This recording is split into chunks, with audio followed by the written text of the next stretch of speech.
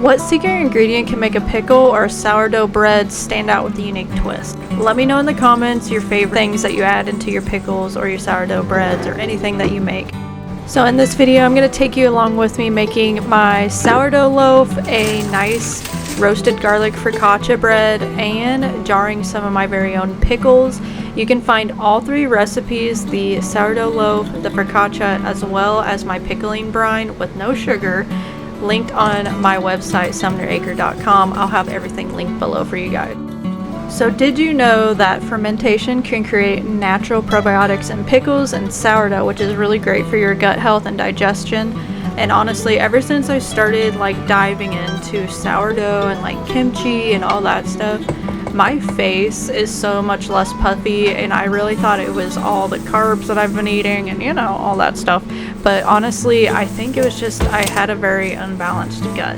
So it's been a very interesting journey learning how to make sourdough bread as well as canning my own pickles. Sourdough was a lot more intimidating to me to start, but I'm gonna be completely honest with you guys. Once I made my recipe for my loaf, it makes things 10 times easier, just because I feel like some bread recipes out there make it way harder than it needs to be. One of the most intimidating factors for sourdough is when a recipe goes into grams, because I'm a standard American and I go by cups and teaspoons and all that stuff. But in all honesty, get yourself a good kitchen scale and do the grams, because it really does change the game when it comes to baking, even making cookies and stuff like that, if you can find a good recipe with grams instead of cups, because baking is like a fine art, and when you do the grams, it's just so much more accurate than cups, because everybody's cup is going to be different. When it comes to making sourdough or any kind of bread, really, even just my yeast bread, I really take pride in being able to make something like this for my husband and I, and even friends. And also I use this for my farm stand, and people seem to really enjoy it because they know it's really baked with love. And I know on TikTok I have a very controversial video apparently about my sourdough loaf prices, but that sucker that has almost 2 million views, and there's people coming out of the woodworks for my bread pricing. But it's just goes to show that not a lot of people know how to make bread, let alone make sourdough, and do not know what it takes to make it. So this is actually day 2 right here.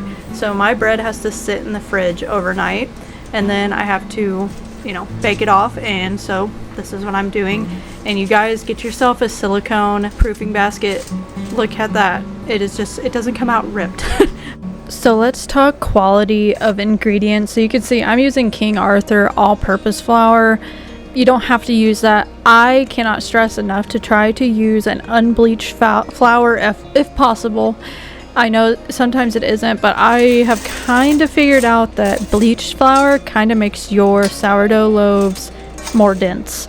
And maybe some other people have different experiences than I have, so definitely leave it in the comments below if you use bleached flour, because I'm definitely interested to hear, because sometimes bleached flour is cheaper and easier to get your hands on.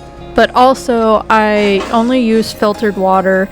I only drink distilled water, which I cannot drink any other water. Water has a taste to me. Let me know. Does water have a taste to you? But I'm going to do an experiment soon to see if I can use distilled water or not. I've read where you shouldn't. So I'm going to try that in a loaf and see what comes of it. And I'll definitely do a video on it to see how it goes and how it affects starter growth as well. But now it's time for my focaccia. Like I said, I have a recipe on my website for all of these, including the roasted garlic, because I didn't have any foil and I needed foil, so I had to figure out a different method to roast garlic in the oven, and I figured it out, and I'm giving you the rundown on how to do it. But I just kind of throw some things on here. It's really a very easy thing to make, and it's really good. And honestly, I feel like a focaccia is so versatile, and you could just take the sourdough dough, do it like a focaccia, and you could take it many different ways. I'm almost tempted to try to do it as like a breakfast pizza, like dough, because I have a pizza dough that's really good, but I almost kind of like the sourdough focaccia dough better. I don't know. So let's get into pickles. I am a picky pickle eater, and I cannot stand sugar in my pickles. So this pickling brine, I am actually pickling some cucumbers as well as mini bell peppers. Works amazing. I love like mini bell peppers pickled. It's one of my favorite things. If I would have been able to grow okra, I would have definitely added that to the pickling session that I have going on here. But I was just kind of messing around with my recipe and wanted to finalize it so I could put it out for you guys. And I also am having some in the fridge for refrigerator pickles as well. So if you guys want an update on the pickles and like a taste test, let me know and I'll definitely do it for you guys. But you can see these are the little mini bell peppers, and I do pierce them with a knife so the pickling liquid can get on the inside. And so also it kind of helps them from floating, because I do a raw pack method for my pickles. So I cannot tell you guys enough of how amazing I felt today. Like, I made a fresh loaf of sourdough bread. I made a delicious focaccia for like easy lunches and breakfast. And I was able to put away a couple jars of pickles, even though I'm the only pickle eater in this house. But just doing little things like this really helps mentally for me, but also it just really motivates me to try to get creative in the kitchen. So I have a question for you guys. 1, what pickle person are you? Do you like sweet pickles, or do you like no sugar in your pickles just like me? What is your favorite pickled like vegetable or even fruit? I know people pickle fruit. And also, if you're not a pickle eater, let me know, because my husband is anti-pickle and the poor man wanted to throw up because the house smelled like pickles when I was doing this. But hey, I love pickles. When I was a kid, I had a stuffed animal named Pickles.